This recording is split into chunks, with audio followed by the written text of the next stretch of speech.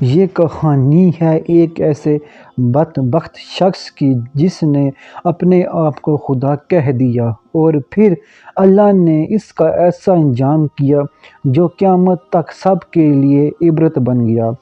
یہ کہانی ہے فرعون کی، جو خود کو دنیا کا سب سے طاقتور انسان سمجھتا تھا، لیکن اس نے ایک بہت بڑی غلطی کی۔ اس نے اللہ کی قدرت کو للکارا اور پھر اس کا انجام ایسے ہوا جیسے سن کر روح کانپ اٹھے۔ یہ زمانہ تھا جب حضرت موسیٰ علیہ السلام کا نبی اسرائیل پر ظلموں و ستم کے پہاڑ توڑے جا رہے تھے اور ایک ظالم بادشاہ فرعون خود کو خدا کہلواتا تھا۔ اللہ نے حضرت موسیٰ علیہ السلام کو نبی بنا کر فرعون کے دربار میں بھیجا تاکہ وہ حق کو قبول کرے اور ظلم چھوڑ دے، مگر فرعون غرور میں ڈوبا ہوا تھا۔ اس نے کہا کہ میرے علاوہ بھی کوئی رب ہو سکتا ہے۔ حضرت موسیٰ علیہ السلام نے اسے سمجھایا، اللہ ایک ہے، وہی تمہارا اور میرا رب ہے، مگر فرعون نے انکار کیا اور جادوگروں کو بلا لیا تاکہ حضرت موسیٰ علیہ السلام کو شکست دے دے،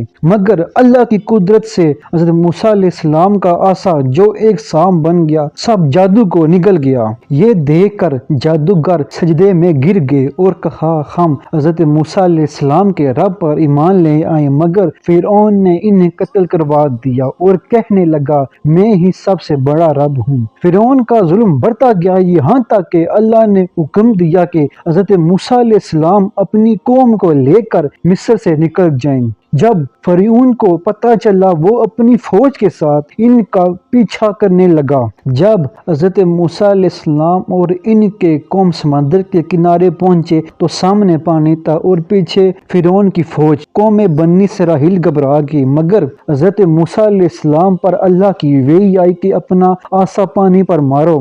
جیسے ہی حضرت موسیٰ علیہ السلام نے اپنا عصا مارا، سمندر دو حصوں میں تقسیم ہو گیا، پانی دونوں طرف پہاڑوں کی طرف کھڑا ہو گیا اور درمیان میں ایک راستہ بن گیا۔